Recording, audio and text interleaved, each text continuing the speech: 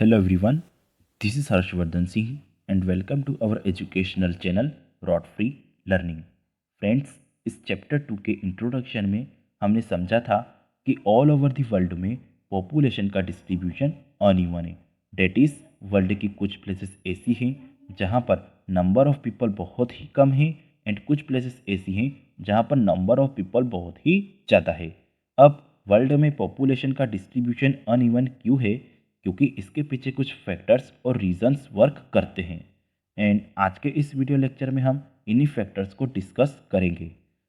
आज का हमारा टॉपिक है factors influencing the distribution of population. Friends, mainly 3 factors population के डिस्ट्रीब्यूशन को इन्फ्लुएंस करते हैं। इसमें फर्स्ट है geographical factor, second is economic factor and third is social and cultural factors. And आज के इस वीडियो लेक्चर में हम इन्हीं 3 फैक्टर्स को डिस्कस करेंगे। आज का टॉपिक हम स्टार्ट करते हैं। फर्स्ट फैक्टर है जोग्राफिकल फैक्टर। जोग्राफिकल फैक्टर में अर्थ की सरफेस पर जो नेचुरल फीचर्स हैं वो आते हैं, जैसे water, soil, landforms and etcetera. Geographical factors में फर्स्ट फैक्टर है availability of water. Water is the most important factor for life. ये तो हम सब जानते ही हैं कि वाटर हमारी लाइफ के लिए कितना इसेंशियल कंपोनेंट है एंड डेट्स वाई लोग उन एरियाज़ में रहना प्रेफर करते हैं जहाँ पर फ्रेश वाटर इजीली मिल सके। और यही कारण है कि वर्ल्ड की जो एंशियंट सिविलाइजेशंस हैं वो उन्हीं एरियाज़ में फ्लोरिश्ड हुई है जहाँ पर फ्रेश वाटर इजीली मिल सके, यानी कि रिवर वैलीज के पास। For example Indus valley civilization जो कि इंडस रिवर के पास फ्लोरिश्ड हुई, क्योंकि इस सिविलाइजेशन के लोगों को इंडस रिवर से फ्रेश वाटर इजीली मिल पा रहा था। और यही कारण है कि आज जो रिवर वैलीज हैं वो वर्ल्ड की मोस्ट डेंसली पॉपुलेटेड एरियाज में आती है। For example Ganga and Brahmaputra river valley in India, Nile valley in Africa.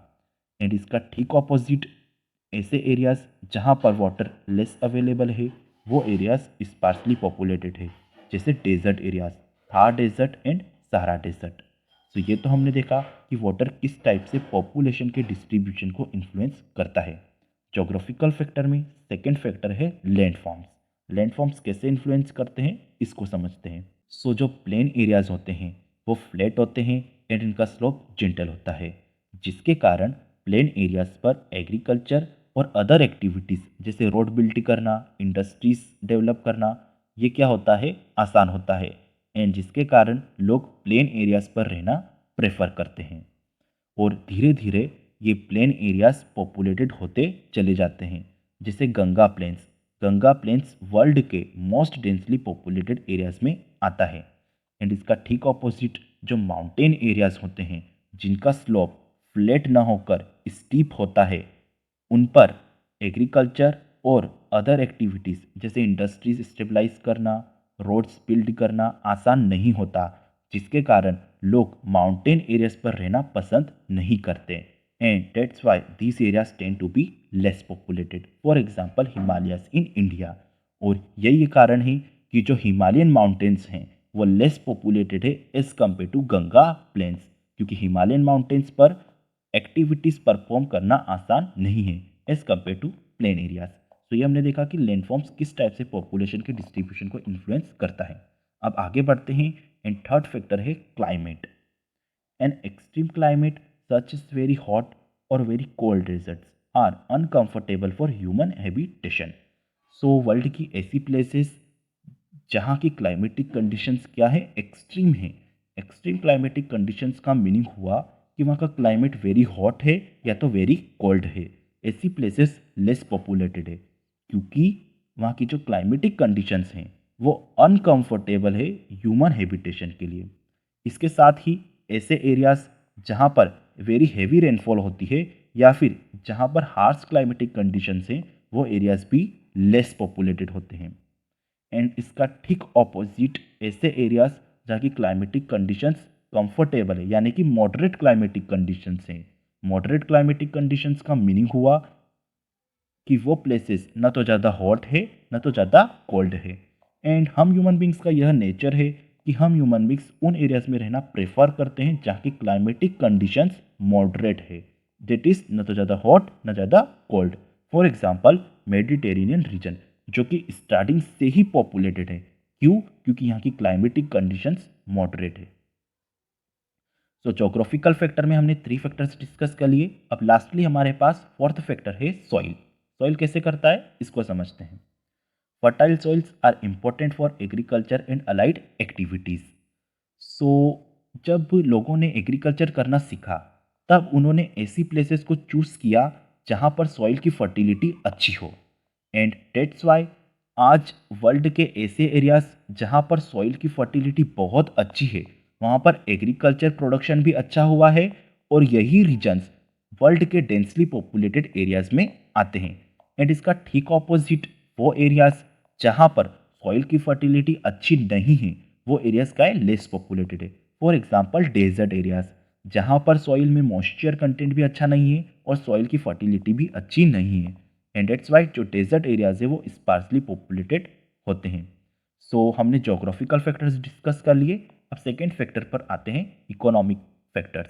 Economic factors में फर्स्ट है मिनरल्स। मिनरल्स कैसे पॉपुलेशन के डिस्ट्रीब्यूशन को इन्फ्लुएंस करता है इसको हम समझते हैं।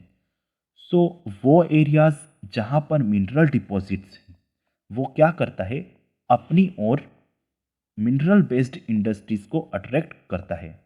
अब यही इंडस्ट्रीज एम्प्लॉयमेंट जनरेट करती है, और जो एम्प्लॉयमेंट है वो स्किल्ड और सेमी स्किल्ड वर्कर्स को अपनी ओर अट्रैक्ट करता है।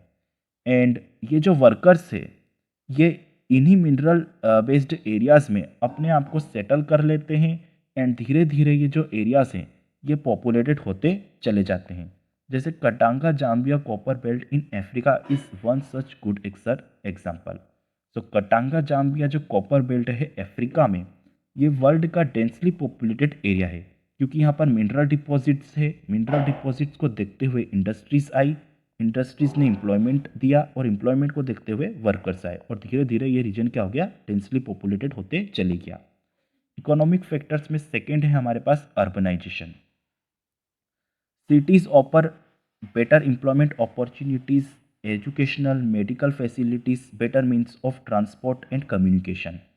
सो जो सिटीज़ होती हैं वहाँ पर एम्प्लॉयमेंट अपॉर्चुनिटीज़ अवेलेबल होती है, मेडिकल फैसिलिटीज़ इम्प्रूव्ड होती है, ट्रांसपोर्ट एंड कम्युनिकेशन फैसिलिटीज़ भी बेटर होती है, जिसके कारण जो पीपल रूरल एरियाज़ में होते हैं वो अर्बन एरियाज़ की ओर अट्रैक्ट होते हैं, एंड अर्बन एरियाज़ में अपने आप को सेटल कर लेते हैं, जिसके कारण धीरे धीरे जो अर्बन एरियाज़ हैं वो पॉपुलेटेड होते चले जाते हैं, एंड जो रूरल एरियाज़ होते हैं वो लेस पॉपुलेटेड होते हैं।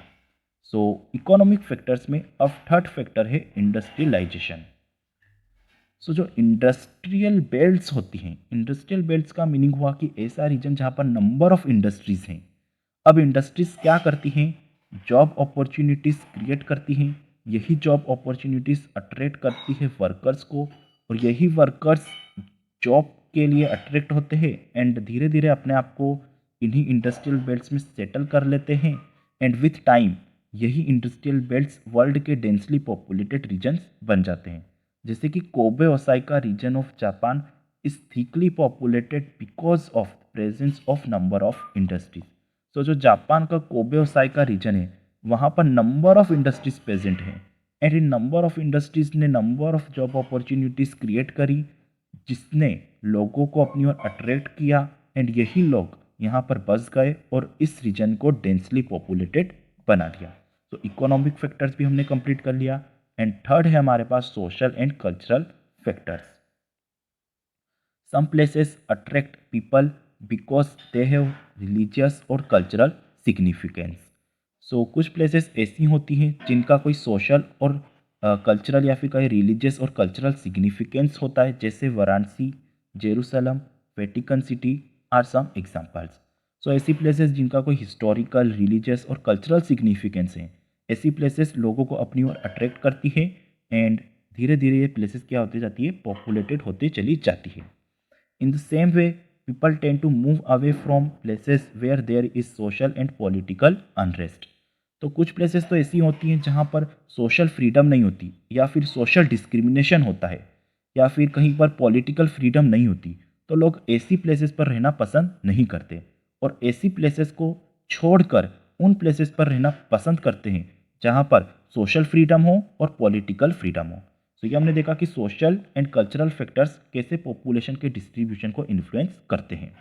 तो ये हमने फैक्टर्स तो डिस्कस्ड कर लिए, अब आगे बढ़ते हैं।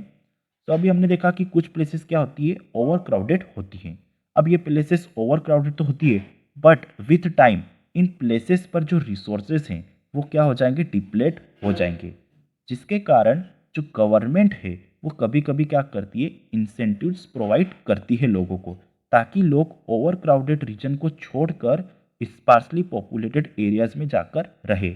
जैसा कि अभी रिसेंटली में हुआ कि इंडियन गवर्नमेंट ने अरुणाचल प्रदेश का जो बॉर्डरिंग एरियाज है, इंडिया और चाइना का जो बॉर्डरिंग एरिया है, वहाँ पर इंफ्रास्ट्रक्चर भी डेवलप किया ताकि लोग जो बॉर्डरिंग एरियाज है जो कि स्पार्सली पॉपुलेटेड वहाँ पर जाकर रहे।